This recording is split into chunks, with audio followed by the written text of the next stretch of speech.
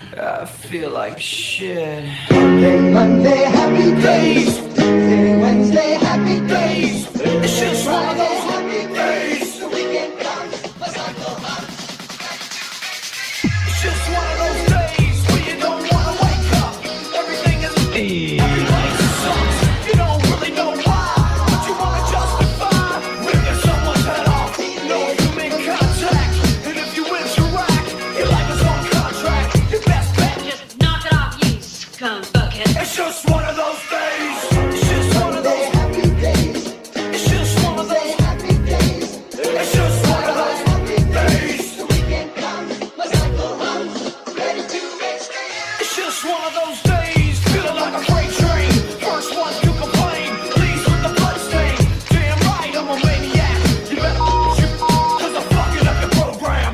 And if you're stuck up, you just lock up. Next in line to get fucked up. Your best bet is to stay away, motherfucker.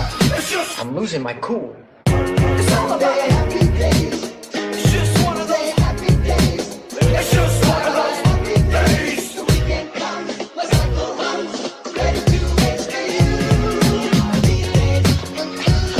Feel like shit. My suggestion is to keep your distance. Right now I'm dangerous. Right now I'm dangerous. Something's happening to the bonds. And my day keeps going this way and this way. I'm gonna pop you one so you'll stop playing games. Give me something great. Give me something great. I hope you know I pack a chainsaw.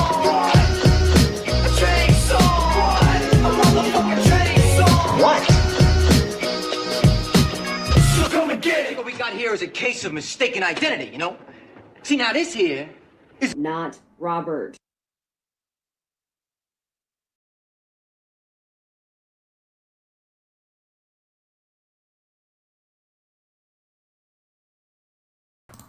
Right, there we go. Perfect. What's up, ladies and gentlemen? This is Chief Biddy once again. Thank you for tuning in to part two of the problems with the porn industry and why no one should ever be looking up or even participate. I see there's a few recognizable people in the chat just now, so let me see. I'm already seeing some of the jokes already popping up. Budgie Burger, hello, how you doing? Great stream yesterday, thank you very much for that. And also, I really appreciate that comment you sent yesterday. That was very heartwarming, to say the least, with that. Really do appreciate that, Budgie. Thank you. James, clearly said the Ready Boys, the Chief talking filth again. Oh dear. Happy Moody Days. Aye, how you doing? Thank you for watching the stream. Budgie, oh god, they're all coming in. Let me see. Yeah, it was like, hey, everyone's saying, hey, we're just great. So that's good to see. I'm just also going to quickly share this stream on Twitter since I've done it on Telegram. Hold on one second. Right, post a link here and also say I'm live. Oops, there we go, and then we'll get right into it again. So, I know it's a bit late for me. I started about maybe 7 minutes late. It's just because I'm having some technical issues, but I'm here now, so let's get on with the show. While I was looking into sorting out the tech issues, since this channel is sponsored by Boomer Tech, of course, there has been a couple of other videos and other couple more articles I also found during that time, and there's also going to be a possibility I might need to get my dinner just shortly, so it's going to be happening during the stream. So if you hear me muting or anything with that, like that, that'll be me getting some dinner at the same time. So if I posted that stream on Twitter, I have, right? That's fine, cool. Let's have a quick look here. Yep, so that's that, and there's also Gab. Post that here. Notification, that's terrific. Okay. And finally, I'm live. Post that. Yep, there we go. Perfect. Shared all my platforms, so that should be A-OK. That's perfect. Jarl Borg. Oops, 1 second. Where is it? Oh, there he is. Evening, lads. Evening to you too, sir. Thank you for watching the stream. 3 years abstinence from the muck. That's maybe pretty good. 40 people watching. Right, perfect. Okay, so I hope you all enjoyed the stream yesterday, and also the stream that came on afterwards, which was on, it's a Mark Collette stream with Laura Towler, Natty, and Aunt Sally, and they also had Professor Edward Dutton. I can't believe I almost forgot the name. Whoops. Oh, Scottish Tam, hello, how you doing? Thank you for watching the stream. And Scott Sarmer, thank you for watching the stream also. Right, that's pretty good to see here. That's excellent. Right, so I think what we'll do is we'll just get right into starting the stream again. So I'm going to start off with you and me watching a couple of videos I found before we get into the next big video for the stream. And then I also got a couple of articles.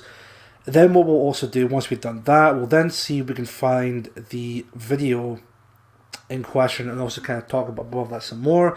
And 6:45, right? I know that Patriotic Talk is going to be going live at 7 o'clock tonight, so I'll try my best to finish at 7. I doubt that, but I'll try my best. But if you want to stick around after 7 p.m. on the stream, or even if you want to maybe leave and then watch Patriotic Talk and maybe watch the rest of it later on, it'll definitely be on my channel anyway, so just feel free to jump on over to Patriotic Talk on DLive or Odyssey. I don't know if they're on Trovo just now, but anyway, you can definitely jump onto them if you want to, so that's no bother, because I know they're usually live on Monday and Wednesday, I think the other day is, if I'm not mistaken. But anyway, enough dilly dallying. Again, let's get right into the stream itself. So I've got a video up here entitled "Porn Stars Like James Dean Attracting Teens to Porn Industry." This is from Nightline ABC News. This video was posted on the 3rd of February 2012, so it might be almost 10 years ago, but let's see here. Moody does Mansfield. Okay, excellent. Tony Smith, even to you too, sir. Thank you for watching the stream. So let me just go ahead and share the screen and we'll get into the first video. Now, with this video, I'm going to show you guys the James Dean one. I have watched this ages ago, and even when I was watching it back in the day, there were a few things about the video where I was just like, kind of, right, well, that doesn't sound right. Like, I don't know, I don't understand why you would make this point, but we'll definitely have to watch it together and then see from there. So let's get into the video, hide that, full screen that. There we go. There are an estimated 370 million pornographic websites on the internet. And for any parent concerned about what their teen does online, the huge popularity of the young man you are about to meet may be deeply disturbing. His name is James Dean, that's 2 E's, and he has an avid fan base among teenage girls, many of them linked to him through Twitter, Facebook, or blogs. James Dean, of course, isn't his real name. It's his porn name. Here's ABC's Cecilia Vega for our series, Modern Sex in America. It started actually with an obsession with his nose. I think his nose is fantastic. Just a ridiculous amount of love for him. James seemed like a guy you can meet in your neighborhood and just get to know. These young women could be gushing about any number of heartthrobs hanging from their bedroom walls. Ryan Gosling, Justin Bieber, Justin Timberlake. But they're not talking about a mainstream Hollywood crush. They're talking about James Dean, a porn star. He's the Ryan Gosling of porn. Today, the voracious, unstoppable American porn industry, by some estimates a $13 billion business, has now targeted and reached a new demographic, teenage girls. Evidence of that, Dean has become something of an internet sensation, with fans much younger than 18, a fact that many parents might find disturbing. You have this massive following of young women, some of them teenagers. What do you say to that? You know, there's a 15-year-old girl, an underage guy, underage person that is viewing a scene that I'm in or any sort of porn. Chances are they're doing that because either they're curious, they're horny, whatever it is, they're sexual enough that it is something that they desire, that they crave, that they want, and it's not necessarily a bad thing. Their parents might not think so. Why? Everyone has sex. If your daughter's 15 or 18 and, at some point she's going to have sex with somebody. James Dean is Just commenting on that part real quick. It's such a warped worldview that when it comes to stuff like that, even if they're under the age of 18 or 21, they're viewing pornography. For some fucked up reason, they look at that and think, well, what's the big deal? They're going to have sex at some point anyway. Yeah, but there's this idea that parents or non-parents and look at that and think, well, maybe it's a good idea to have the kids, even at that age, to still maintain a sense of innocence. What you're basically saying is, well, they shouldn't have any form of innocence whatsoever. They should just get rid of it from the get-go. That's basically what this guy is saying here. Let's just continue on from there. Hold on. porn's guy next door. So normal he kind of looks like he doesn't belong in a world where macho is king and bigger is best. But that's exactly what the ladies, especially the young ladies, love him for. He looks like somebody that I could see at, a coffee shop or something and actually approach. Christina Olsen is one of Dean's biggest fans. And if it's a new picture that I like, I'll reblog it. She's in college now, but she says she's been a fan of Dean since high school and watching porn since she was around 10. My first legitimate encounter with porn was when I was in 4th grade, and I searched Playboy. It was early adolescence, and that's, a very curious stage. She is not alone. There are literally thousands of women out there who share Christina's enthusiasm for all things James Dean. I'm the Wicked Witch of the West. Oh. Many of them are barely legal. Some of them so young we couldn't even interview them on camera. Their parents have no idea that secretly they have a crush on a porn star. It is a phenomenon that not even the man at the center of it fully understands. It's also kind of a point to make, kind of going back to what we discussed yesterday's stream with that video towards the end, or maybe even before that with part 1, is this idea that porn is being thrown out, being exposed to many younger people nowadays. I mean, it's constantly just being thrown in their faces. I mean, we're pretty much seeing this. Now, even though this interview was back in 2012, it was even happening even back then. So now, I mean, yeah, so that was back then. This is 2021, of course, 9 years later. I wouldn't be surprised if at this point in time it's gone a lot more worse and a lot more exposure to this industry. But it's one that he fully defends. Are you encouraging them in any way to watch your films or read your blog or keep the interaction going? I'm not intentionally encouraging anybody in any way. If it's happening, awesome. I have no issues with a 15, 16, 17-year-old girl reading my Twitter. I have no issues with anybody that is old enough to understand. I understood what porn was and everything when I was 6 years old. And I... Hold up. Wait a minute. Hold up. Sorry, what? Can we go back to that just real quick? I don't know if... Oh, that's to do with the volume. I don't know if there's maybe subtitles. It would be great if there was. Hold on. Yeah, there we go. Right, let's see. Back to here again.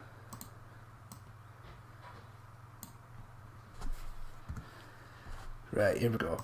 Are you encouraging them in any way to watch your films or read your blog or keep the interaction going? I'm not intentionally encouraging anybody in any way. If it's happening, awesome. I have no issues with a 15, 16, 17-year-old girl reading my Twitter. I have no issues with anybody that is old enough to understand. I understood what porn was and everything when I was 6 years old. Okay then, so there's something many things wrong with that statement. So he's saying I understood what porn was when I was 6. Why is it that I don't believe that for a second? Either he's completely lying here, or there's something far more sinister at work here, which I understood what porn was saying. No, that's bullshit. That's absolutely... I don't buy that for a second. I mean... I'm actually... Oh, God. Words cannot express what I'm actually feeling when it comes to that statement alone. And I don't think that having knowledge of what it was led me to my decision to be in porn. And Dean, like countless other young people his age, maintains a blog and Twitter account. We can't show you much of what he posts, but what fans, old or young, see ranges from the graphic scenes from his movies and photos of his well-endowed co-stars to the toast he ate for breakfast or the burrito he wants for lunch. And if the visitors to his site are underage, well, Dean says that's not something he can control. I understand that they're minors, and like I said, I'm not saying that they should be viewing porn. I'm not saying that, and I'm not encouraging, underage kids to go to my blog. In fact, I don't think they should. The law says if you're under 18, you can't view porn. So. But on the other hand, you're also saying maybe they'll get something out of this if they go there. I mean, I would like to think that I'm, opening up their sexual experience and they'll be able to take their boyfriends and say, hey, I saw this in a porno, I want to try this. I don't think porn should be used as an actual learning guide. And believe it or not... Wait a minute, I think... It sounds like a bit of a contradiction there, almost. I don't know if I misheard him, but we'll just go back to that real quick. Underage kids to go to my blog. In fact, I don't think they should. The law says if you're under 18, you can't view porn. So... But on the other hand, you're also saying maybe they'll get something out of this if they go there. I mean, I would like to think that I'm, opening up their sexual experience and they'll be able to take their boyfriends and say, hey, I saw this in a porno, I want to try this. I don't think porn should be used as an actual learning guide. Right, so he's making the point about, the girlfriend or the boyfriend, you've seen something in porn and maybe they should give it a try. But then he goes on to say that I don't think porn should be used as an actual learning guide. Okay. And believe it or not, James said he knew he wanted to be a porn star ever since the day he found an old porn magazine. He was just in kindergarten. So here I am in kindergarten. I just learned what sex was, and it all kind of just made sense. I don't know. Wait, at kindergarten porn? I'm not understanding. So you didn't want to get into porn since kindergarten, or are you telling me you I did want to get into porn. You did since kindergarten. Yeah. Maybe first grade. It was this weird moment that I will always remember where I was like, this is what I want to be when I grow up. I want to do this. Dean was even suspended once for telling a teacher he dreamed of a life in porn. Now he's starred in more than 4,000 movies. The young fans tell us they are drawn to Dean because he's different. A porn star who holds hands with his leading ladies, who gazes into their eyes, even shows a little romance. And for the kids watching all of that, Dean doesn't want to hear directly from them. I've had a couple times where somebody will say something to me, I'll respond via direct message, and then I'll get some sort of thing where they're like, great, when I turned 16, I really want, I'm like, oh, wow, I got to be careful with that. He has some surprising advice for those teen fans. Turn 18 and buy porn. For Nightline, Cecilia Vega, ABC News, Los Angeles. Okay. Oh, Jesus. Well, let's come back to that for a minute. Oh, Jesus. Okay. Yeah, you thought the yesterday's video was bad. Oh my God. Oh my God. Just so many, and I can see some of the comments in the chat about that, but owned and ran by the oh jeez. I mean, he does have that look to him. He definitely does have that look. Even doing a bit of research on him, I think he is born as that type of person, if you know what I mean, the small hat types. Let's just have a look here. Oh, come on. Ragnar, no. James Dean off. Let's see. Blood Embraces Sir, hello, how you doing? Even my claim to fame, I went out with Tara Bardot when I was a kid. Thankfully before she turned into Pete Barnes. Oh dear. Wow, that's messed up. I know it's really messed up. Every single time, lads. Glenn, Quagmire doing Meg. Look at the colours used, accessible to kids, maybe. Maybe you never know. Just a promotion film, advertising him. I mean, it's a possibility with that, regarding to that interview. He shouldn't even be on social media promoting degeneracy where children can see it. I know exactly, but it's there, unfortunately. Which it's definitely something that needs to be called out anyway. I'm going to call it. He's a wrong. Well, funny you mention that, which I'll get into that in just a short second. So that knows. Lol. What gave it away? Wrong. Let's see. This is planned for all degeneracy by the cultural Marxists. Normalization and the suppression. Normalize the deviancy and to suppress any voices against it. I definitely agree with that. So, some people in the chat have made the point about maybe it's a possibility that he's probably one of those wrong-uns or anything like that at all. He was accused of, allegedly, of raping some women within the porn industry. There was one accusation back in 2015 by his then girlfriend by the name of Stoya, who was also a performer in the industry. And I think, doing a bit of research into that a bit more, there seems to be more accusations being thrown out against him. One particularly from a woman by the name of... Is it Ashley Fires, I think it was? Hold on one sec.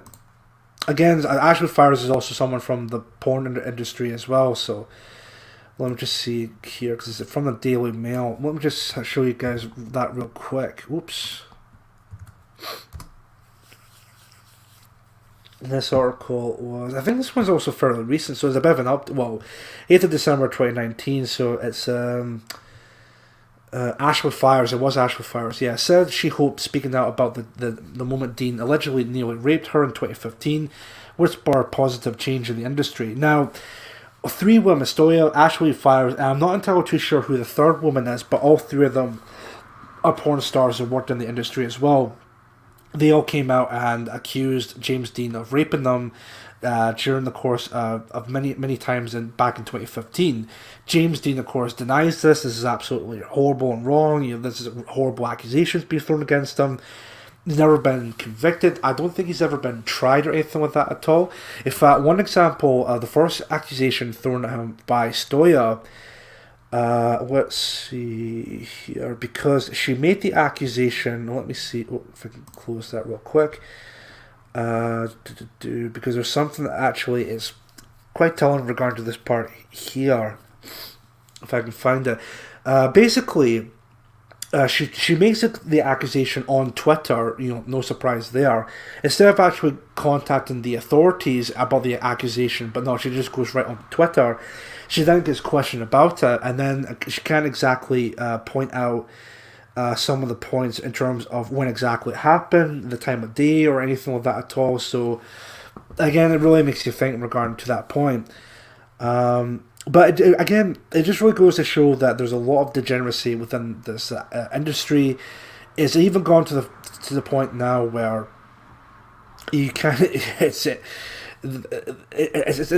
whole leftist tactics where they're just trying to eat each other, basically. Not literally, of course, but figuratively. I think I may have found it here. So let's see. Fires accusation follows similar accusations. Okay, so where it was, I think it was somewhere here if I found it with this article. Privately, okay.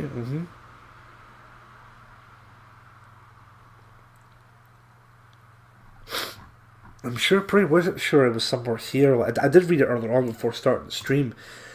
From James Eagles, who publicly accused him of raping, but here we go, but failed to specify when the reported incident occurred. If you guys want also, let me see if I can share that really quick.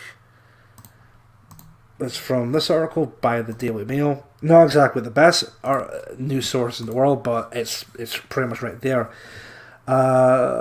So yeah, here we go. Fires accusations follow similar allegations from Dean's ex-girlfriend Stoya, who publicly accused him of raping her in the tweet, but failed to specify when the reported incident occurred. It's because, like I said before, instead of actually reporting this to the authorities, like the police and anyone like that, no. Instead, she'll just make this announcement on Twitter, which of course seems to be the go-to thing nowadays. So anything horrible and bad happened to you in the past, then just post it on social media, and then you'll get tons of sympathy for that, apparently. But if I go back onto this real quick, Here we go. So that's pretty much that regarding to James Dean. So yeah, Henry Hill, hello, how you doing? Thank you for watching the stream. But yeah, it just even because I like I said before earlier on with that with that video, I did watch it a few years back, and even then, watching it again, and even at the time that I was watching it, I was just thinking there's something that's not right about this interview. Like there's some points being made where I'm just like, yeah, a lot of the points there I just don't agree with whatsoever. So even just watching it now, I'm just thinking, I can't believe I never had like a bigger reaction to this whatsoever, because it's just absolutely horrible and wrong. But why would a porn star need to rape out his brains on coke? Fair point. Maybe he was doing method acting and stayed in character whilst the cameras weren't running. I mean, it's a possibility with that, sure. Some of the films are rape roleplay. Yeah, it's fucked up and wrong, but it's, yeah. I know. I don't think that's real. It's come by professional knowledge that flirts with the extreme fringes of the law. I know, right?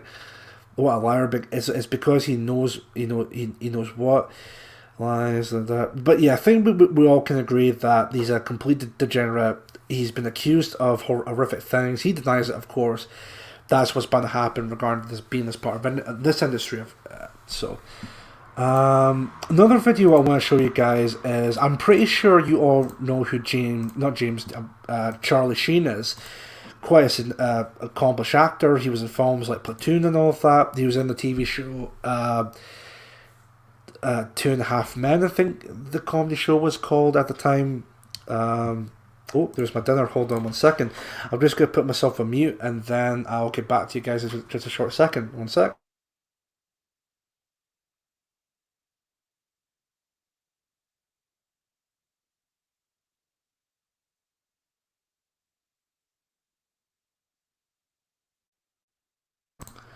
Right, well this is perfect timing. Sorry about that, guys. I just got my dinner here. I'm having mac and cheese and of course a portion of chips with it, which is pretty decent. So this could be perfect for me when we're watching the videos together, or maybe again a couple of stops here and there. But yeah, sorry, as I was saying, Charlie Sheen, quite a well-known actor. He was in those projects I mentioned before. He once dated a porn star by the name of Brie Olson. So former porn star, no longer works in the industry anymore, but you can see how that would turn out. Like a non-porn star would be dating an actual porn star within the industry. So, hold on 1 sec. Charlie Sheen did well on the old Playing the Field, didn't he? AIDS don't die of dyslexia. Well, that's exactly what we're going to be going into with this video, because this is all about... Is it Sharon? It's Sharon, yeah. Charlie Sheen's ex, Brie Olson, had unprotected sex with him many times. This was back in 2015. This was when it came out, Charlie Sheen's HIV announcement, or he had AIDS. And of course, he was dating Brie Olson at the time, again, who's now a former porn star. She was not completely happy about this whatsoever, but what I'll do is I'll just get into the video real quick, mute myself, I'll have a bit of a portion of my tea, and then I'll come back into the video real quick. So just excuse me 1 second. I'm surprised he's still alive. I know, right? I think he is still alive, actually, if I'm not mistaken. Hold on 1 sec. Let's see. I'm pretty sure he is still alive. But then again, you can make the argument that there's all kinds of treatments for AIDS anyway, so it covers medicine and whatnot. So, yeah, he's still alive. So, yeah. I completely forgot he was in Scary Movie 3. I'm completely surprised at that. Anyway, so I'll close that. So we'll just get into the video just now. I'll mute myself. I'll have my dinner just for a little bit. And then we'll come back into the next segment for video-wise. So again, 3, 2, 1... I could be dead right now. I could literally be dead right now because he didn't tell me that. Charlie Sheen's ex-girlfriend, Brie Olson, says she's furious with Sheen after his TV confession that he is HIV positive. I'm here to admit that I am, in fact, HIV positive. He says he found out when him and I were together. I was living in his house. There is no one he could have trusted more to confide this information in than to me. Why do you think he didn't? I don't think he cared. I know he didn't care. 30-year-old Bree was one of Sheen's so-called goddesses. She lived with him in 2011 at the time of his legendary meltdown when he lost his role as TV's highest-paid actor in 2.5 Men. It was also the year he now says he was diagnosed as HIV positive. It was like playing Russian roulette. That's the best way to put it. It was like he was putting a gun to my head and pulling the trigger each time. Bree drove through the night from her home in Indiana, where she now lives, for this exclusive Inside Edition interview. She made a video of her 11-hour-long drive, which she shared with me. We watched as Sheen told the world something she says he kept secret from her. Have you knowingly, or even perhaps unknowingly, transmitted the HIV virus to someone else since your diagnosis? Impossible. He's lying. He's lying because I'm telling the truth. Why does she say that? According to Bree, she and Sheen had unprotected sex many times. He used this word, I'm clean. I'm clean. And I know, but I believed it. She says Sheen had several mysterious house calls from a doctor, and she now believes that they were discussing his HIV diagnosis. He would come out of the room and kiss me and hug me like nothing. And then sex again that night, you know? We had sex every night. For a full year. For a full year. After hearing published reports that Sheen was going to announce he was HIV positive, Bree says she immediately went to have her blood tested. I'm going to get tested for HIV. After waiting a harrowing 30 minutes, she gets her answer. She shared this cell phone video to prove to the world that fortunately, she's okay. I am HIV negative. She says if she had tested positive, she would not have kept it secret. I would never do to anyone what Charlie did to me. That is giving someone a possible death sentence. I would never do that to someone, ever. And he did it to you. He could have killed me. He doesn't care. There's nothing that man could say to me. Bree says she doesn't want to hear from Charlie Sheen, but she does have a message. What do you want the world to know about the Charlie Sheen that you know? He's a monster. Sheen claims that he told all his partners about his HIV status.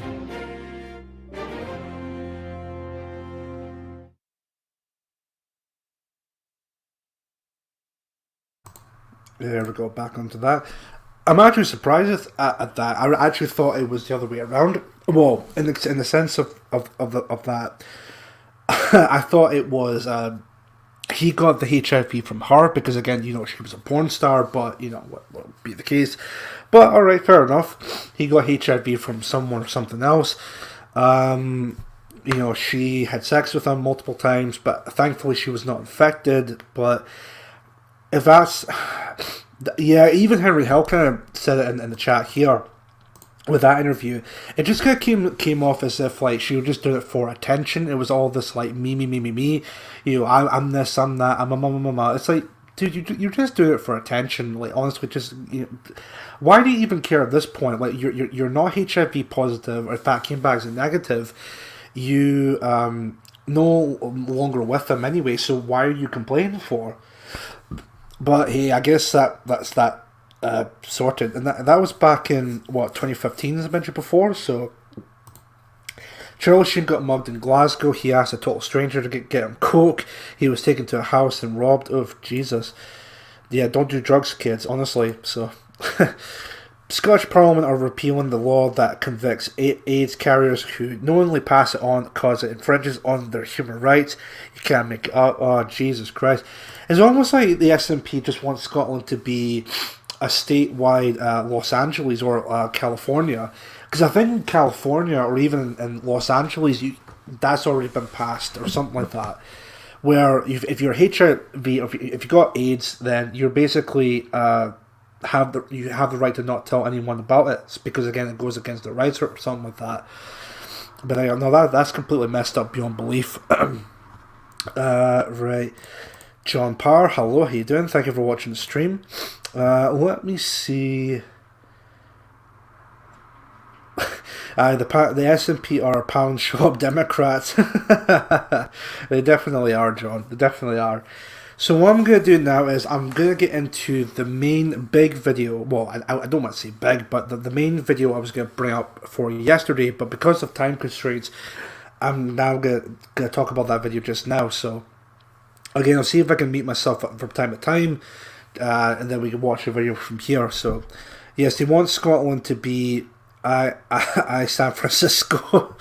Yeah, it definitely does sound like that with regard to the SNP. But anyway, let me just share the screen here real quick. Share audio, of course. Now, this video is from Jubilee Media. The title of the video, of course, is called "What is Sex Like for Porn Stars?" Sex Ed. And then we'll have a look at that here. Let me see if I can mute myself, because again, just want just a bit of a munch of my dinner here, just real quick. But anyway, I'll just play the video. If there's a couple things I might want to pause, here and there. Gamma Sandwich, hello, how you doing? At work again tonight, catching as much as I can. No worries, Gamma. Thank you very much for tuning into the stream. That's awesome of you. So I'll just mute myself right now. We'll get into the video just now. So 3, 2, 1.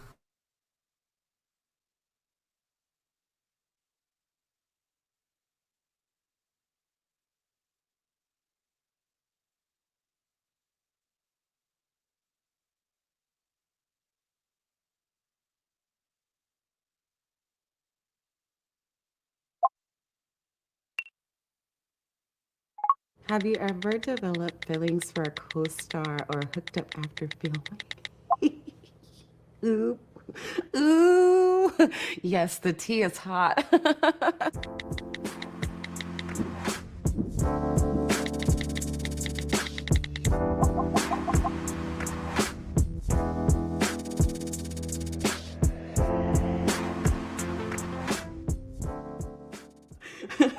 How many people have you had sex with? Do you know the number? Oh, no. Over 100 people, I think. I mean, I guess it's not a lot, is it? I don't know. I've lost. Just unmute myself real quick. Yeah, just real quick as well. This quote unquote guy right here is Buck Angel. Did a bit of research on them. That's a tranny, so it basically it was born as a woman, but then transitioned quote unquote into a man. So just thought I would throw that out there, just to give you guys a bit more context as to why he looks like a guy, but then sounds incredibly feminine. Now you know. So let's get back into that real quick. All perspective. I have a list in my phone. Okay, the number right now is at 69. I'm sorry, guys. I have no idea. At first, I was like all proud, but now I'm ashamed to say that because you have sex so much. You'll literally walk to a person and be like, "Hey, nice to meet you," and they'll be like, "No, we had sex last week," and then you're like, "Oh, I'm so sorry." How different is your personal sex life from your on-camera sex life? My sex life off camera is definitely more intimate. Like I can actually touch them and feel them on my chest and everything. We don't have to worry about letting the camera see all the action. Of course you enjoy the sex and you want to enjoy the sex, but at the end of the day, it's all a performance. 90% of the things I do on camera, I do not want to do in my room. I'm not like swinging off of a Tarzan vine and backflipping onto him or anything like that. That's a very interesting point. So when she's doing pornography in front of a camera, she's doing things that she would not normally do in the privacy of her own home with a partner. That's a very interesting point to make. It kind of sounds like as if she's... Well, I mean, I don't know if I want to go this far with it, but it sounds like she's kind of been forced to doing something she would not normally do. Because you think with someone with like sense of self-respect and all of that, you think she would maybe look to that and think, well, actually, I'm not going to do that because I would not normally do that at home. But hey, I guess her principles end when money gets involved in that, right? So If something feels good and like you feel like you want to finish, you can. If you're filming, it's like, wait, we still have 2 more positions to do. I'm kind of having sex backwards. I'm opening up for angles so you guys can see the light and the camera guy can see what's going on. You're not in a private, personal setting. My sex life is a much more intimate. I think it's more of a feeling than it is what you actually see. Being able to cry maybe during sex, or maybe even just feeling very vulnerable during sex. Wait a minute. Cry during sex? Why? You see, what's with these people having like a warped like worldview like this? Because why would you cry during sex? Like, sex is supposed to be a very intimate, very loving thing with your partner. I mean, if anything, the only emotion I can think of, well, a couple of them, is either love or even like just happiness. Like, why would you want to cry during sex? That just sounds like completely warped to me regarding to that point. I don't necessarily go to that space a lot within my pornography because I'm not sure people actually want to see that. Then again, you can make the argument that it's probably the reason why they would cry during sex is possibly like a coping mechanism because of what's going on in their lives right now, or outside of porn, or maybe it will happen to them in their childhood or even before they start doing pornography. Most people just want to see sex. You'll have good sex on set, but you don't get to really build it up to the point that you're getting to really know a person intimately. Like, you get to go out, you get to have drinks, you get to eat with a person, you get to know them. That's the fun part, that's the experience. And then eventually, if this is the difference, if you want to have sex, you can. How has your job affected your sex life? Has it ruined it? No, I feel. You also might notice this as well, by the way, folks. Throughout this segment here, this video, with the people being interviewed, of course, all of them are porn stars. So whenever they get asked these questions, you'll notice that they all do the same kind of like nervous giggling or laughter kind of a thing, as if like in some messed up way they're trying to justify what they're doing or trying to make some kind of like logical reason as to like why what they're doing is like seem to be okay or anything like that, when it's so completely obvious that they know what they're doing is wrong, but they're just doing it just to make some kind of income. Because we see it time and time again, people who were part of the industry, they want to leave because it's not for them, or because they've seen the completely messed up nature of the industry. They can't exactly leave. Why? Because the producers pretty much have them by like a string, like a puppet, and basically said to them, well, where is it you think you're going to get employed from? You can't be employed from a normal 9-to-5 job. You can't get an employment from, say, something mainstream because you're a porn star or you were a porn star. You might as well stick with us and keep earning a living, or you can basically just completely have no income, starve yourself to death, or even possibly just worse of all, like kill yourself because of that. You can see how this is such a completely messed up, warped industry to be a part of, but we'll continue on from there. I feel like my job gave me like superpowers. Because of my job, I'm super open. So I feel like it's easier to get to that point in the relationship of like breaking down all those sexual barriers and just jumping into the fun stuff. In the beginning of my career, I kind of got in this mindset where I was like, if I'm not getting paid to have sex, I'm not doing it. This is my job. I am now professional. And when you do something professional, you're getting paid for it forever. Yes, again, just another warped worldview regarding to that. So she just definitely sees it as like a job, but it's just for the money and that's it. Clearly, this person has no sense of morality or anything like that at all. Her moralities end when money comes in, that sort of thing. And then I fell in love. Well, this isn't very expected of most people, but I'm actually asexual. What a surprise there. So I don't have much of a sex life in general. It's like your partner liking football and you not. So you'll go to a football game with him occasionally, but it's not like you're going to be going to football games by yourself or all the time. It was a really big decision to come out as asexual. That immediately can drop your amount of subscribers or followers. I mean, the entire idea of the adult industry is to construct a fantasy, and that fantasy is destroyed when you tell people you aren't sexually interested in them. I'm starting to believe now. Wait a minute, so that's something I just don't get entirely. So she's asexual, but she's part of the industry. Why? Like, the whole point of being asexual, well, from what I know about that, is that you're meant to be not interested in men or women or even sex entirely. So again, why would she be part of an industry where it's all about that when she's meant to be asexual? I don't know if maybe she's a complete klutz and she's doing it for attention, or maybe she's completely disingenuous and she's having all, and again, she's just doing it for the money and having all these buzzwords just to make her sound more special or some gay shit like that. I'm asexual because I don't want to have sex with anybody at this point.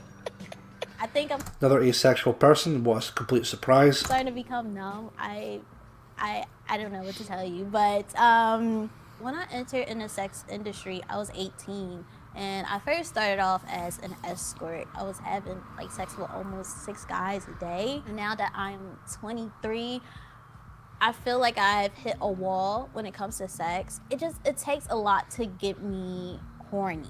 And I think that has a lot to do with me seeing so many sex partners when I was younger. So, yeah. Again, this is completely messed up. That man. So she, Jesus. So she even mentioned it earlier on that statement where she was now feeling completely numb because of the amount of time she's done it. Well, see, that's the problem with this.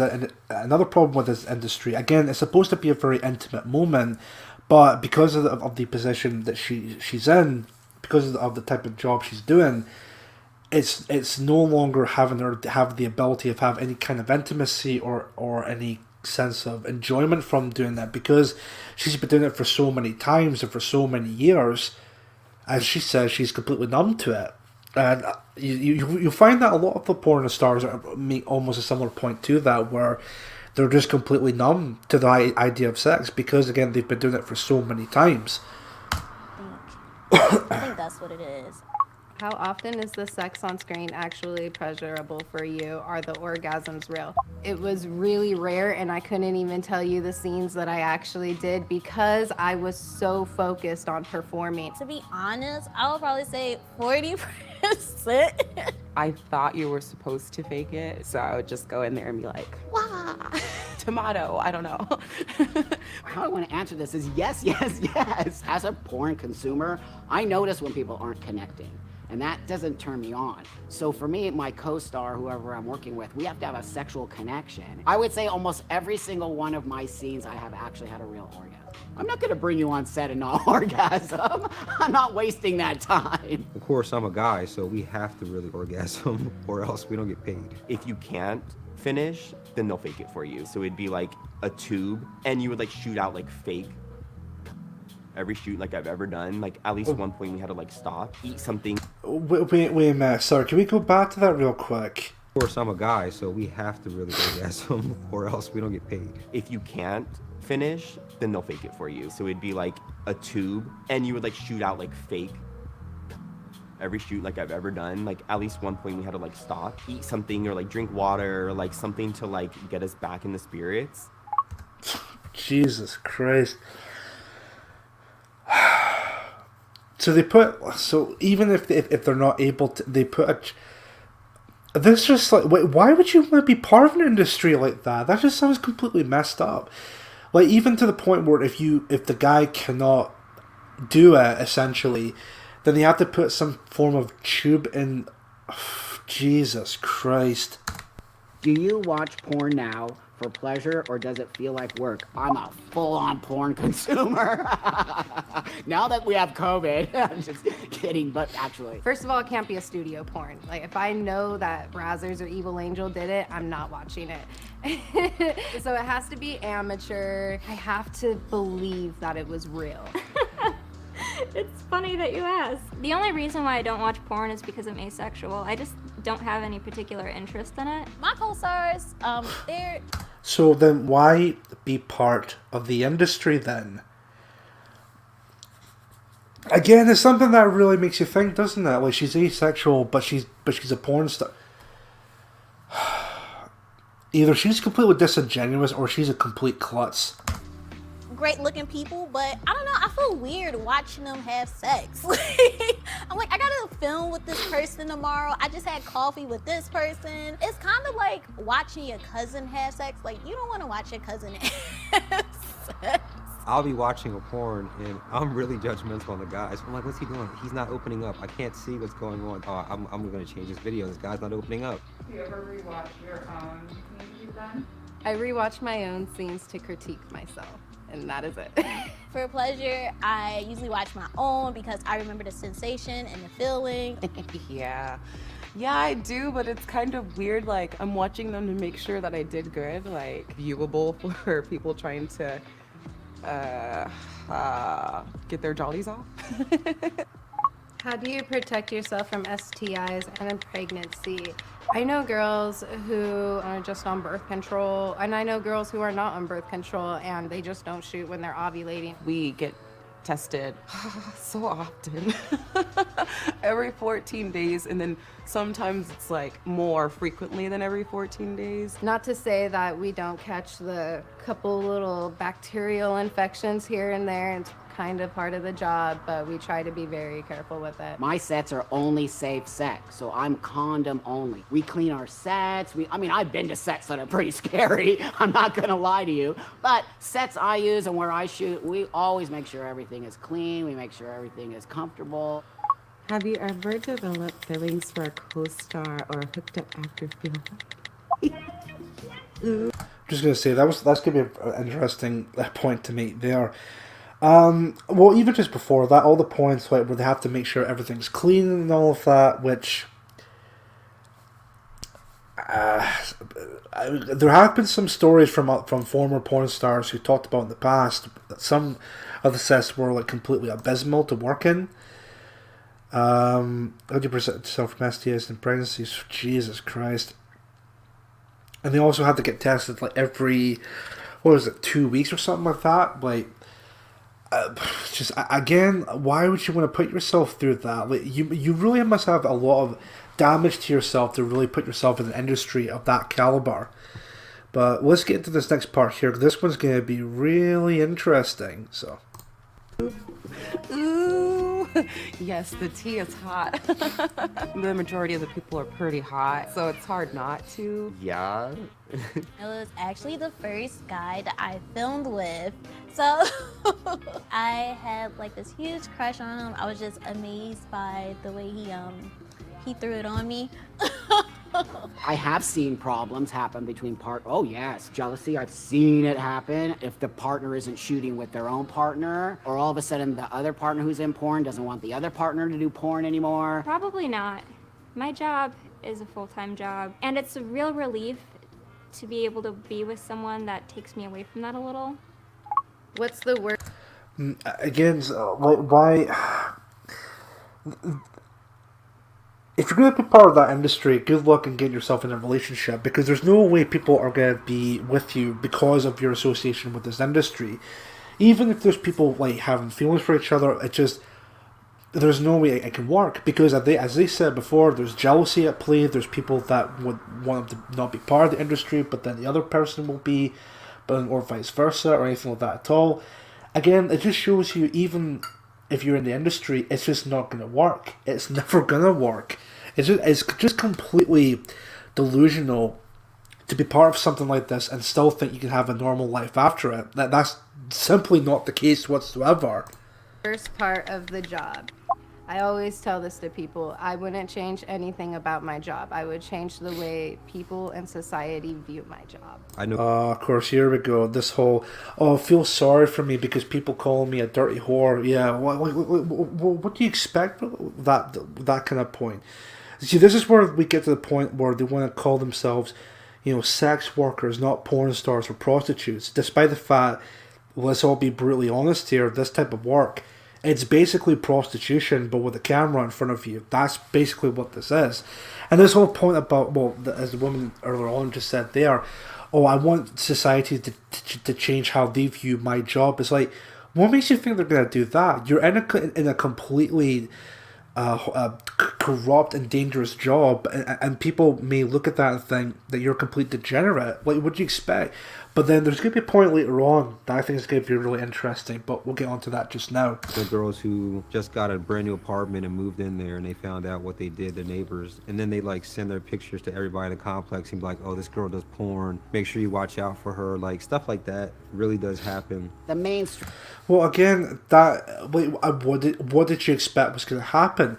If you go into this industry, that's basically what you are for the rest of your life, because you put yourself in front of a camera and having sex with someone. That's going to stay with you for as long as it can. Especially, I mean, maybe not back in the day, because with videos, cassettes, or anything like that, or even magazines, for that matter. But because we live in a time where we have the internet and there's instant access to this type of degenerate stuff now, of course there's going to be people that look at that and people are going to watch more of their content because it's on there. It will never go away. So again, these people are sick and tired of the stigma when it comes to the porn industry. Again, what did you expect was going to happen? You knew what you were walking into, so don't act like a victim when people call you a whore or anything like that at all, because once again, that sounds like I'm repeating myself here, but I do apologize for that, but it bears repeating. Don't be surprised when you're part of an industry that's all about exploitation. Now, I know there's going to be people that may hear me say that and think, well, it's all to do with the individual, it's their choice at the end of the day. That is true. It doesn't change the fact that they're still being exploited against them, whether it's through financial or anything like that at all. They're still being exploited against. It's an industry about exploitation. There's no other way around that. It's not a good thing, nor will it ever be a good thing. It's a bad industry to be a part of, whether you're watching the content or you're part of making the content. It's just as simple as that. Dream and the world hates. Watch out for her. Like, stuff like that really does happen. The mainstream and the world hates pornography. And I'm not sure if we'll ever be accepted. And also the fact that I'm a man who has a vagina. So that's a whole other level. But what I do is... Man, that's such a bullshit fucking point to make. This idea of... the mainstream and the whole world completely hates pornography. That's such a bullshit point to make. Again, because we talked about this in yesterday's stream or part 1. Pornography is just being pushed and pushed and pushed into society, whether it's American society or British society. It's being pushed into our faces as a form of acceptance. Like, this needs to be accepted. It's actually a good thing to be a sex worker and all of that. So, like, even tying into that part as well, there's even people I've known in my life who I would never think for a minute that they would be part of the industry, but then end up going into the industry, whether it's actual performers or strippers or anything like that at all, or even, of course, having OnlyFans accounts. And again, the only reason I can think of as to why exactly they've done that is mainly because that they think... Shit, sorry, I lost my train of thought there. Sorry, I was just going to say, just back onto that point here.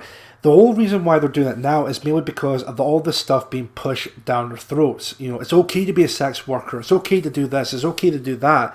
So this idea that the whole world and the mainstream media are against the porn industry, even another point, you remember I talked about the AVN Awards, which are basically the Oscars of porn. Channel in America called Showtime, which I don't know if it's aired over here in Britain on Sky or Virgin Media or anything like that at all, but every January when that ceremony happens, or award ceremony, Showtime normally shows it on American televisions. So it is something that's being brought in the mainstream. So this whole idea that the mainstream media and the rest of the world completely hates pornography is either one of the most disingenuous points being made, and they're full of shit, or they honestly are just completely clueless. So, but we'll just continue on from there. So, I fight against it. Porn would not be as big as it is if people didn't consume it. This is what I keep trying to tell the world. No, porn would not be as big as it is today if there's no any fast consumption, and not based on the people themselves or the just the average normal day viewer. it's being pushed into society because of big producers and all of that trying to have instant access to the content. You know, here's content from it, you know, all this and that. Whereas back in the day, you had to kind of go to such a length to try and get a form of pornography on video or magazine. But nowadays, it's being showcased on everything. Now it's like instant access to it. Just go onto Google, type in porn, and there you go. You have a bazillion amount of porn websites available. And it's not because of the common people. It's all because of the producers or producers and agents and whatnot who are a part of the industry are just pushing it down our throats. Society hasn't accepted adult entertainers yet, and it really limits what I can do with my future. Yeah, and what's your point to that?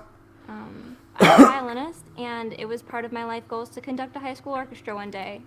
I can't do that anymore. Well, you know whose fault that was? That was your fault. You knew you walking into this industry that you knew what was going to happen. See, I love all these people who get into the industry and then later on in life they can't do anything else because I'm a porn star and, you know, I was in front of a camera sucking some dude's dick. It's like, well, you know, no, I can't do anything else. I can't be a violinist. I can't be an actor for the mainstream. I can't do this. I can't do that. Well, again, whose fault is that exactly? It's your fault. You know, again, you knew what you were walking into. You knew the type of industry you were walking into with the stigma behind it. So don't act all surprised when you try to do something different. People don't look at you and think, oh, there's a porn star. Because again, if you're in the industry and you do that type of content and people see you and recognize you, they're going to instantly think you're the porn star. Because that's what you've done to yourself and been part of the industry for that many years. Oh, the amount of entitlement from these fucking people, honestly. Oh, I can't do this anymore because people call me a whore. Well, again, what did you expect was going to happen? I'm sorry for using that word for the stream, but it's true. What did you expect was going to happen? That is sacrifice. That is gone. The next job interview I go for after this, I might not get it just because the fact that my nudes are on the internet. Again, that's your own fault. And I love the little like a nervous giggle, like yeah. I mean, that's not like a major thing. No, it is a major thing because people are not going to view you the same way as maybe before you went into the porn industry. Because, like I said, now ever since you've been part of the industry, people will look at you as the porn chick or the porn star, and the only person, oh, sorry, excuse me, and the only person in your whole life that you should blame for that happening to you is yourself. Not your parents, not your friends. Well, maybe your friends, maybe they might have something to do with it. I don't know. But it's not... Well, you can maybe say, like, maybe the mainstream had something to do with it. Or maybe people, there's the small hat people, if you know what I mean. But ultimately, the only person in your whole life you should blame for this happening to you is yourself. And that's it. How is the topic of consent handled on set? Very important. Oh, I love this question. Thank you for asking that question. Earlier on, porn was not about consent. We didn't have these regimented rules that we have today. People would just show up, have sex. If the girl didn't want to do anal, tough, you're doing anal. I mean, there's been lots of that happening. So that doesn't happen as much anymore. When you're on set, there's like a checklist of like what you agree to do and like you talk with it. Well, wait a minute. I think I might have spotted a bit of a contradiction there. Remember this woman earlier on said that she would do things on set that she would not normally do in the privacy of her own home. But then with this segment coming up, which is how is the topic of consent handled on set, and they talk about how it's absolutely 100% important that we give consent to both performers or people who are involved within the shooting. So then, why then would she make that point about that? She would normally do things on set she wouldn't do in the privacy of her own home. I don't know about you, Law, but I think that definitely sounds a bit like a contradictory. But let's hear what she says regarding to this point here. With the director and your partner. Consent is like my favorite thing, and I think it's hot. Like one of my scenes the other day, like the guy was like, "Can I do this to your vagina?" And I was like, "Can I do this to your penis?" I get asked to do a lot of really, really bizarre, outrageous things. The list is just a mile long. Role play involving race or rape play, I'm not comfortable with that. I got a lot of requests for custom orders from white supremacists. I practice a philosophy called enthusiastic consent. Wait, wait a minute. Hold on a minute here. Can we go back to that real quick? Request from who? Sorry. Play, I'm not comfortable with that. I got a lot of requests for custom orders from white supremacists. That is such bullshit. I can guarantee you that right now, she's completely full of shit, or maybe she's claiming the people are white supremacists, but it's like kind of like in her SJW bubble sort of thing. But yeah, there's absolutely no way that a bunch of white supremacists would go onto a porn site on her OnlyFans or anything like that, or anything like that, and then ask her, "Hey, could you do this?" There's no way. She has to be full of shit with regard to that. There's absolutely no way. God almighty. I practice a philosophy called enthusiastic consent. So unless if I'm absolutely enthusiastic to post it, I do not create it. Boundaries were maybe crossed with you?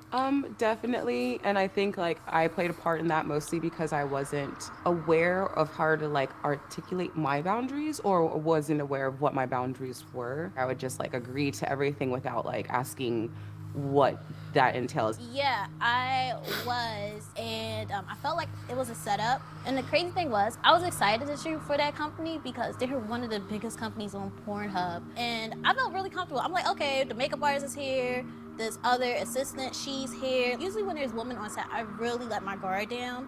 And me and the director, we started taking photos, and I noticed the house got quiet.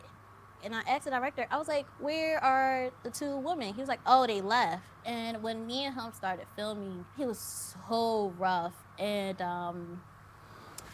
I am a victim of rape. So like the things that he was doing, my body just like shut down, and it was just so painful having sex with him. By the time I got home, I was just so tired and exhausted, and I locked myself in my room for like 2 days because I couldn't believe what I had gone through. Jesus Christ.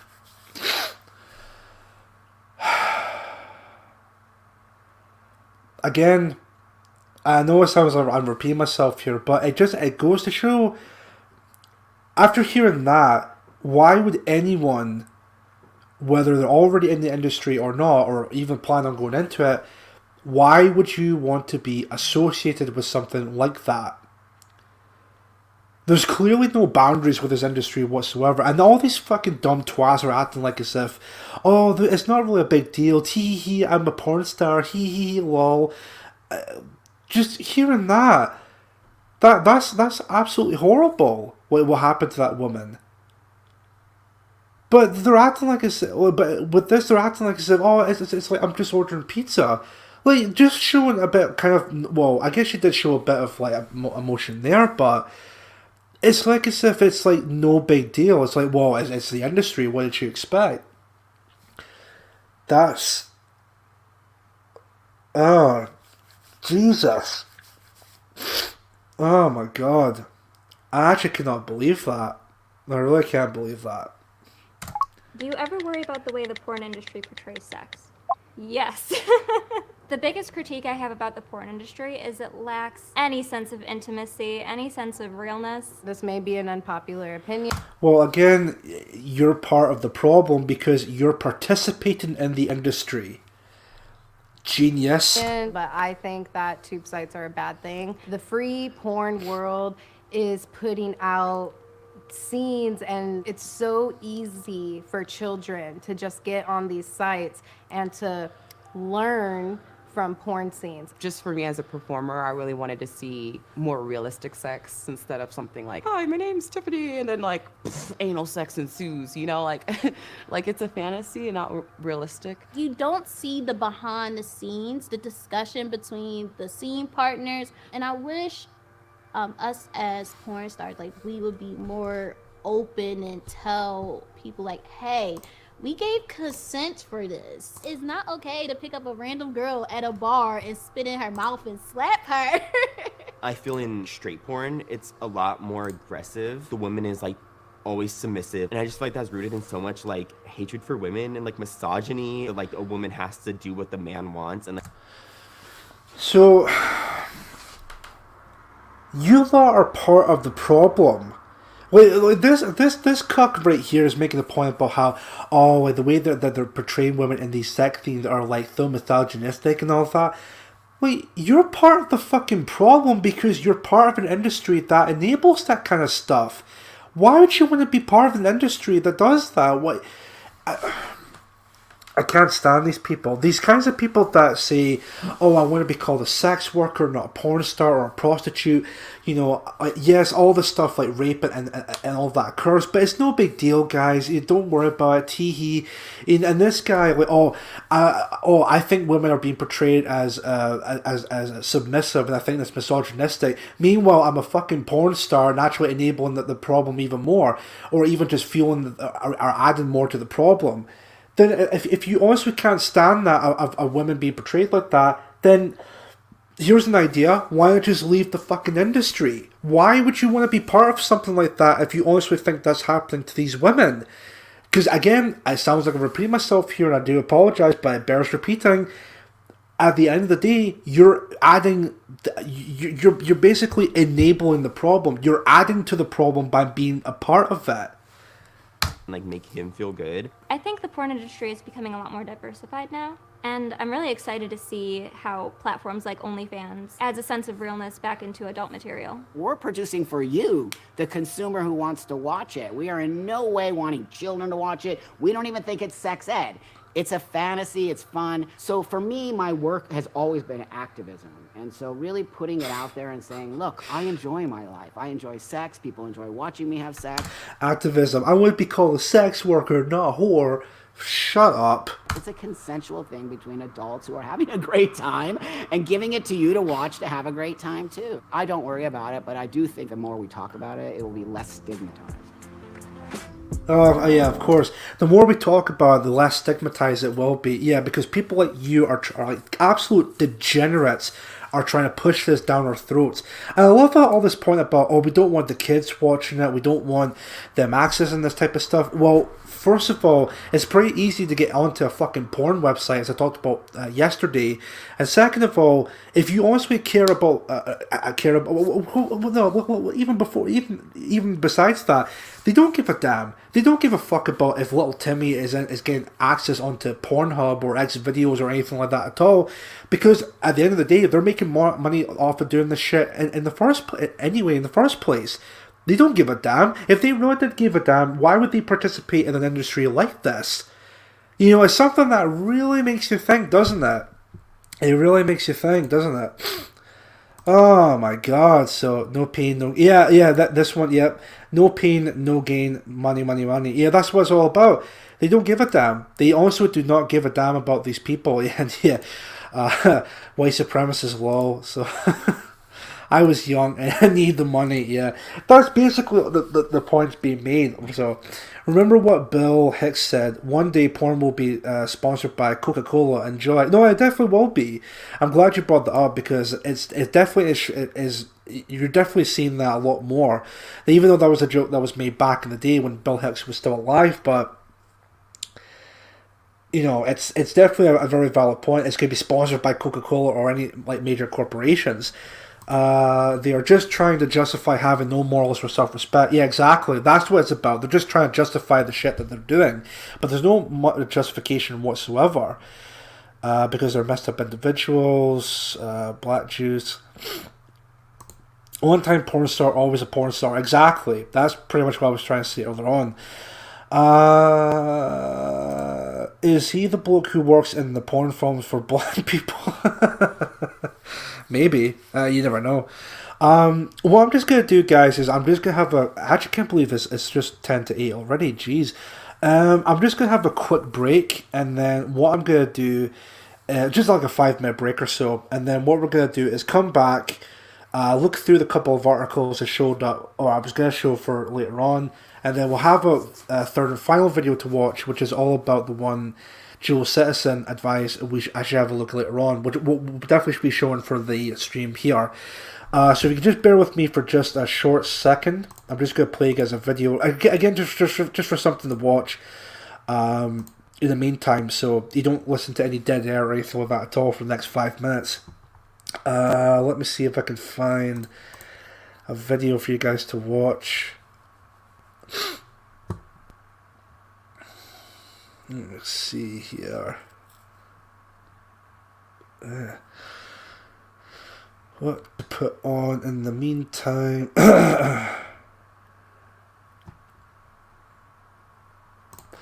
There's something I watch later stuff, because I think there's quite a few Groyper stuff here I got as well. Hold on. That's for stuff for later on, okay.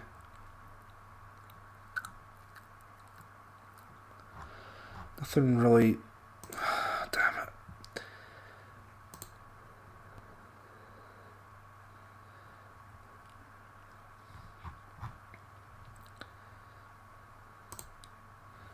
So the white stuff, it might be even here, hold on.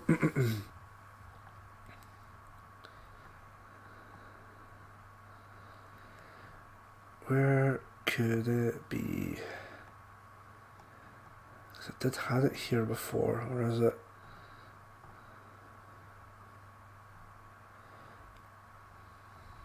You know what? I'll just type in Charlie Big Potatoes. Because that was the type of clip I was trying to see. Is it this one? I think that's the first part, if I'm not mistaken. Hold on. For example, abortion. Yes, yeah. So I'll just let you guys watch this just for 5 minutes or so while I just have a short break. I'll be back as soon as I possibly can. I'm just also going to put myself on mute. Again, so you don't listen to any dead air or anything like that at all. But I'll be back in just a few moments. 1 second, folks. Can you let Charlie Big Potatoes on? Zabida, can you let Charlie Big Potatoes in? Yeah, they're doing everything they can to destroy German culture, to destroy German birth rates, and yeah. Charlie, how you doing, Charlie? Okay, I will stop.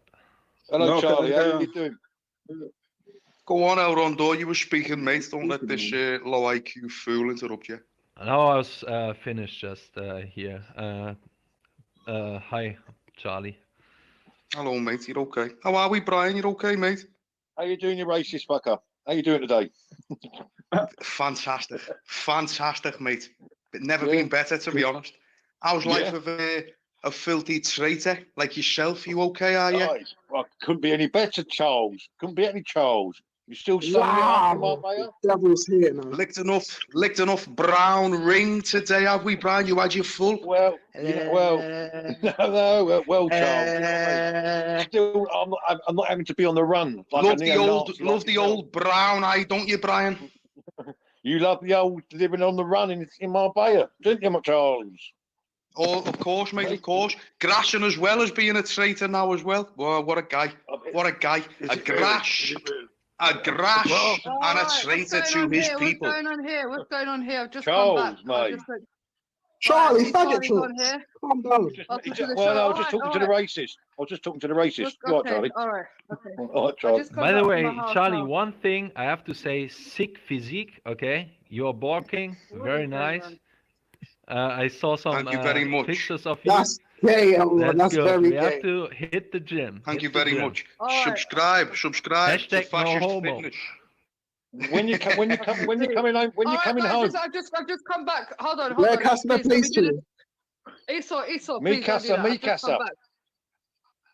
Stop. I've just come back right now. So Looks I like don't you're in a know what's going on. caravan there. You Brian, run please, to the Brian. caravan. Brian, please. I've just come back to the show. Welcome to the show, Charlie. Obviously, welcome Esau. Sorry, I'm out of breath. So yeah, obviously, you know, let's have a conversation. You know, no ad hominems, no swearing and stuff like that. You know, what was the conversation before I left? Talking about Charlie being a racist. Elrod was picking up Charlie's Muslims, very gay. Yeah. Okay. Why do you live in Germany, Charlie? I want Charlie, to why hear you choose dialogue. Spain? Brian, please.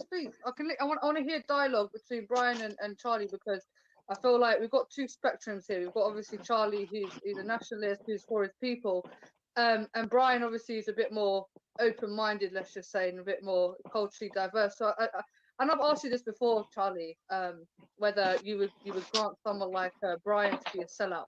Do you still stand by that statement? 1 million and 10%. Brian, let me ask you. Brian will answer the statement of show. Brian, would you mind if the British people were reduced to a minority within Britain? Don't bother me, mate. Don't bother me, mate. We're all people at the end of the day. We're all people. We're not. You're going by colour, and you're going by what minority you're talking about, colour, or you're talking about faith. You know the difference between ethnicity and colour, don't you, Brian? What? You know the difference between ethnicity. I'm a white person. It doesn't bother me. You know the difference between ethnicity and colour, don't you, Brian? Like, yes. I wouldn't want the British people to be replaced with Polish people, Eastern Europeans. I wouldn't want the British people to disappear for those people either, because then the unique, diverse British people would cease to exist, Brian. The people that brought us the British Empire and all those great inventions. What, you'd want to go back to being sadistic, nasty people that take over the world and slaughter people? Nah, I wouldn't want that. Not for my country. I wouldn't be proud of that.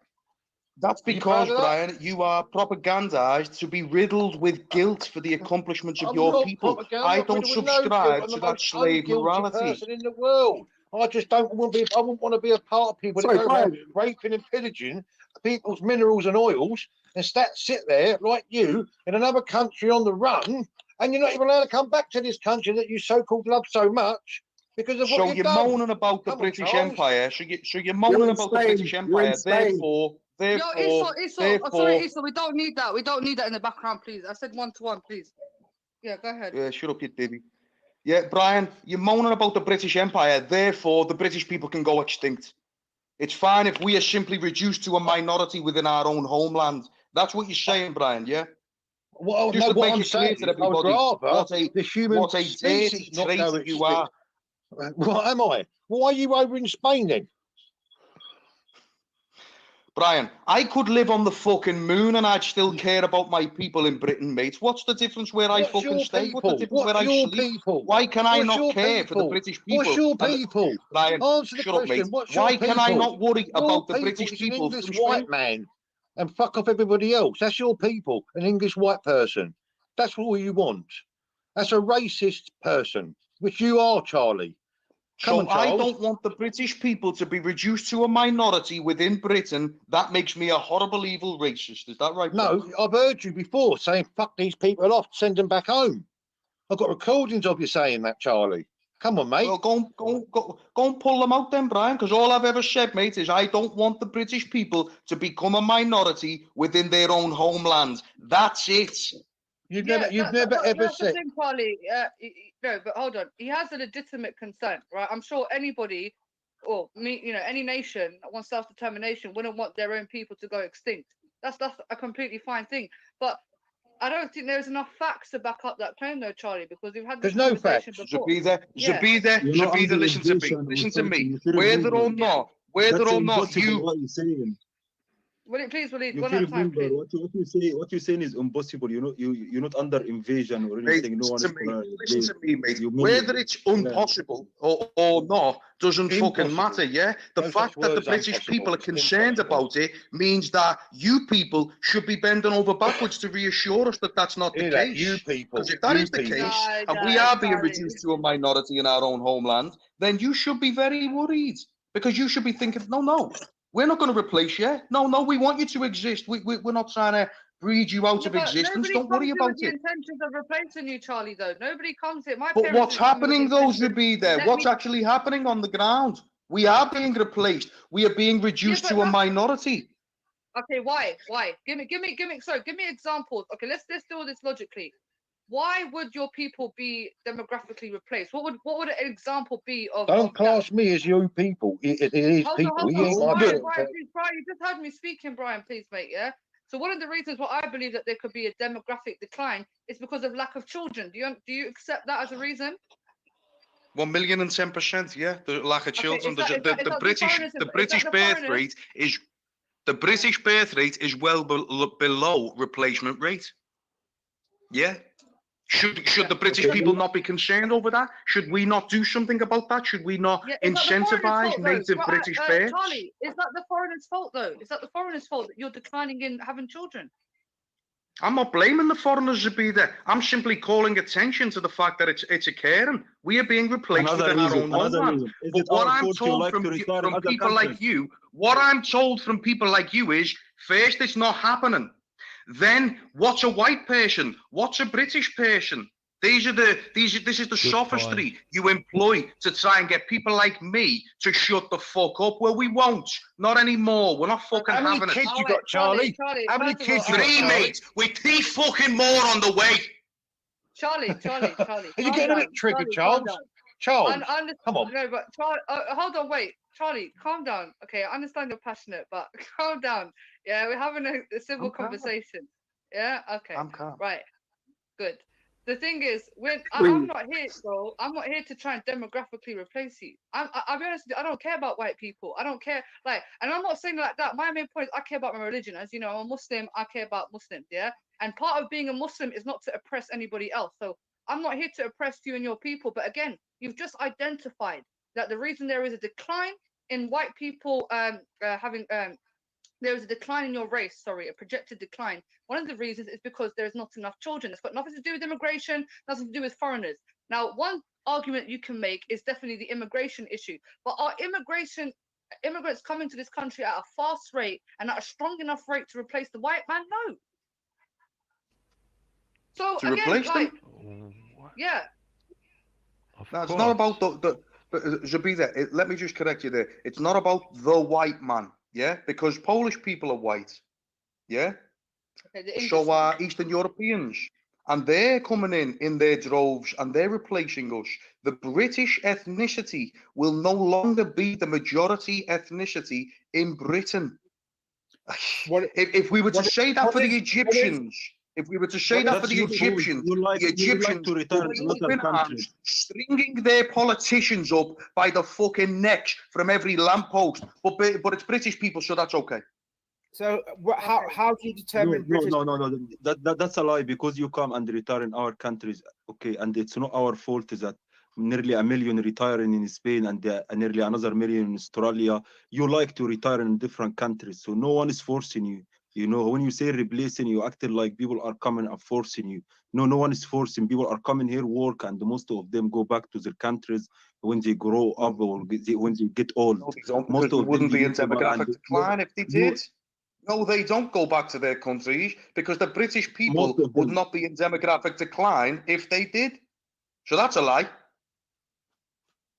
Is it a lie that million of British people retire in different countries like Spain and Australia and even in Egypt, Turkey, Saudi, all over the world? So what you're saying is that no people should retire in any other country.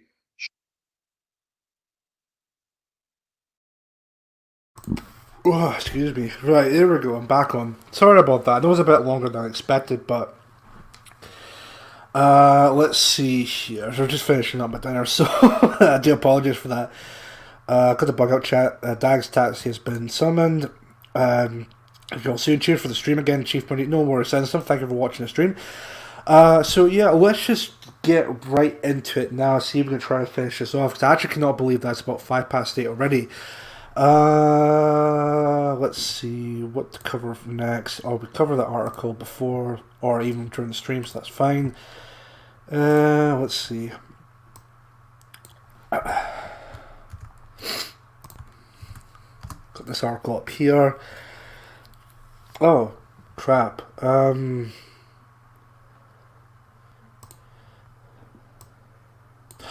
Oh, I'm an idiot. Right, okay, that explains it. Right, so copy and paste that, and then we'll get on to the next part here. Oh, excuse me. I know I've said that I was going to do this yesterday, but this time around, or maybe even tomorrow, I'm going to post the links in the description.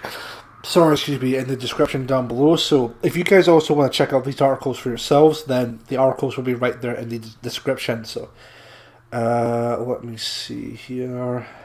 So that's the first article, and then the second one.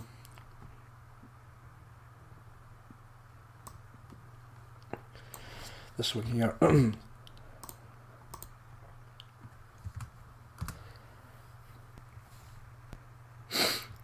Perfect. Okay, so let's get into this part here. Charlie Sheen. This one, yeah, Charlie. Oh yeah, Charlie Big Potato. Yeah, no, definitely, he's definitely the guy, especially with that video. I just thought maybe that's a video that for you guys to watch, because that's an absolute stellar video with Charlie. So, cheesy organ interlude, or rather interlude. Jeez. Let's see. That's one, Charlie. Yep, definitely Charlie's the man. Right, I don't know if I want to start with the articles or even the video itself, because the video is about 16 minutes long, whereas the articles themselves, one was from 2012, but I'm pretty sure maybe still relevant for today. Okay, alright. I think what we'll do first of all is we'll have a watch through the videos, but, well, this video here I got. So, the videos we watched yesterday and, of course, today were all in the perspective of people who are already in the industry, talking about, oh, it's a great industry to be a part of, there's nothing wrong with it whatsoever, never mind the couple of times where we mentioned a lot of the degenerate stuff here and there, but no, it's still a great industry to be a part of, don't worry, guys. But let's get into a video from a former porn star and talking about their experiences working in the industry. So I'm just going to share the screen here real quick. There might be a couple of pauses here and there during it, but I think this one, because I've not seen this video yet, so we'll give it a watch as well. So just full screen that. And then 3, 2, 1, play.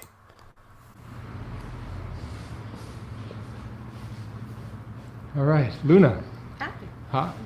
Luna, tell me about your life. Where'd you grow up? California, but everywhere. So you're a California girl. Yeah, Cali girl. And you grew up with both parents? No. Who'd you grow up with? Well, so I grew up with my mom and my stepdad from 1 year old until 6, and then I got taken away into foster care. Really? At what age? 6 years old. What happened? I was being abused and molested. By who? My mom and my stepdad. Yeah, my mom was hitting me and stuff and all that. And then your stepdad was Yeah. molesting you? Wow. And my sister. And your sister too? Yeah.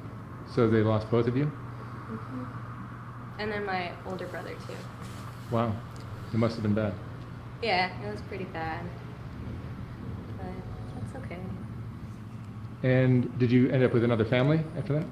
I ended up with a lot of families. I was moving like every 6 months.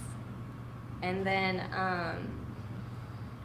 I was being touched and stuff at my foster homes and stuff. And then I went back home for about a year. And then I got taken away again a month before my 13th birthday, because I went to church one day and my pastor's wife saw a whole bunch of bruises all over my body and called the cops. And then the cops came. And the bruises were from who? My mom, she had just beat me the day before. So, yeah.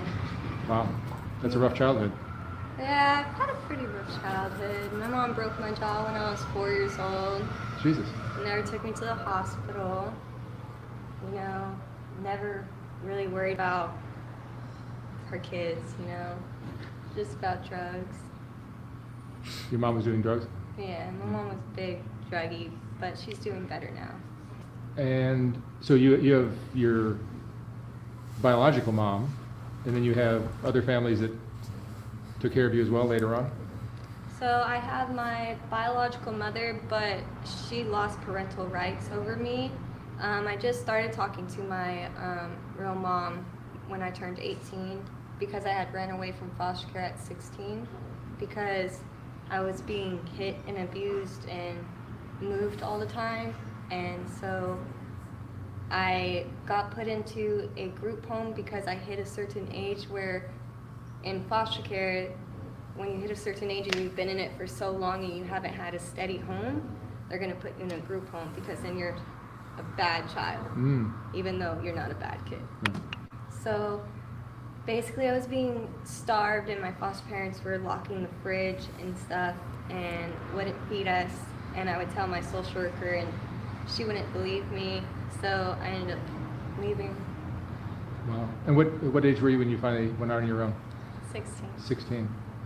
Did you finish high school? You didn't. And what kind of kid were you back then? Were you a troublemaker or not really? You were a good kid. I was never a bad kid. I was a really good kid. I think because I went through so much and trying to find a family that you fit in, I can't. I'm gonna cry. Oh. It's okay. Yeah. And then where'd your life go after that? Pretty good.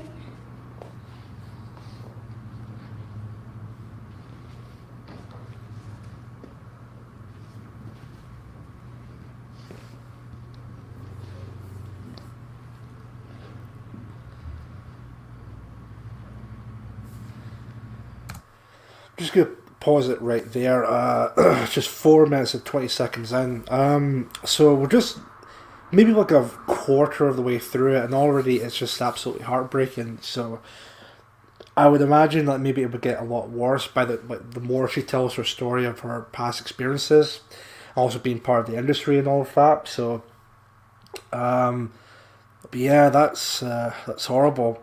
And I think there's also like a running pattern when it comes to people who become a porn star. It seems to be there's people who join the porn industry are either people who are from like broken homes or have been abused, or whether it's physical abuse like violence or whatnot, or if it's sexual abuse like molestation and whatnot.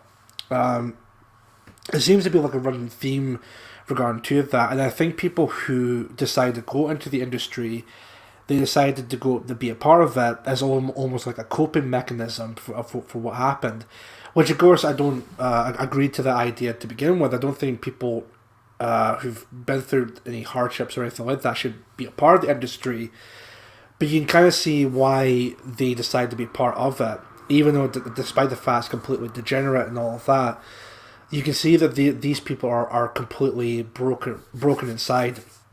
Even if you're just seeing this, for example, it's just absolutely just heartbreaking to watch, which we'll definitely continue on here just now. So.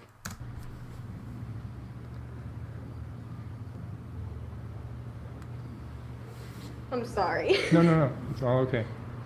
Everybody does There's it. a lot of stuff. It's like flashing back in my head. Just look at it as a therapy session. I didn't really like my therapist. And so at 16, 17, 18, you're on your own, and Yeah. what were you doing?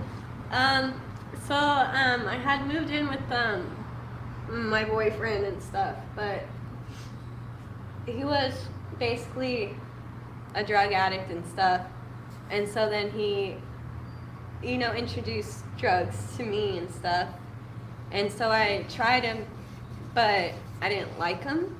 I didn't like the way it made me feel or the thoughts that it put in my head or anything, so like I didn't do it anymore, but he still did. So then he became very abusive and stuff. So basically I was just living that kind of life for a long time. And what kind of jobs were you doing? I wasn't really doing any jobs. I was basically just trying to stay hidden so I wouldn't get put back into foster care, because I knew I wasn't going to be better off in foster care because I was just going to keep going to the same stuff. So you're kind of hiding out. Yeah, nobody was going to care about me. I was just another kid that whose parents didn't want her, you know. And then what happened after that? You So basically after that, and I turned 18, I found out I was pregnant and I had my first kid, which is my world. He's my best friend. And then after I had him though, I started going back to school. And then I had to quit school because I had to focus more on him. And basically, I didn't finish school, but I only have like 5 credits left of math to do, so I'm almost there. But and then I ended up getting into the porn industry. how did you first get introduced to that? So weirdly odd to say, I was going on Craigslist looking for modeling jobs, and I ended up finding a talent scout or whatever, and he said that I was really pretty and I could do the modeling and everything, but it was porn. So like I had talked to Wait a minute. Wait, yeah, so, sorry folks, just real quick. I've just got a message, hold on one second here, that there seems to be like a copyright strike on my stream just now. Hold on. Jesus. Alex said there's apparently, yeah, someone even mucked up F in the chat. Yeah, some people are just like, what the hell is going on? It's so I think there was a bit of an issue regarding to the stream just now. So can you guys all hear me at the moment? If just let me know if you can still hear me, because I think I've just been hit by a copyright strike on my stream just now, which of course that's absolutely terrific, I guess. Let me just have a quick look. So due to a copyright match, your stream was interrupted. Video title or interrupt when copyright content is detected. Jesus. I'll have a look at that later on. So, but I don't know if you guys can still hear me. Can you guys still hear me at all?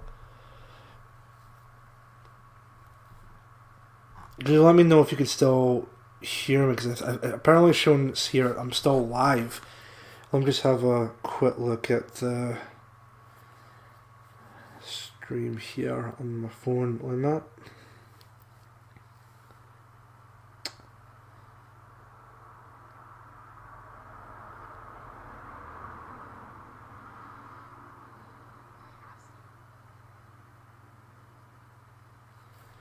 Unfucking believable. Right, okay. Right.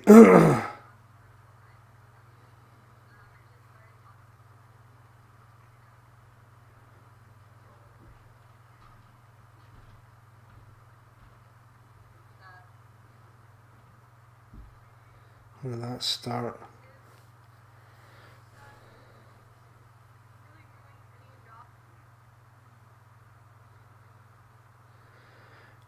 It's fucking ridiculous. Okay.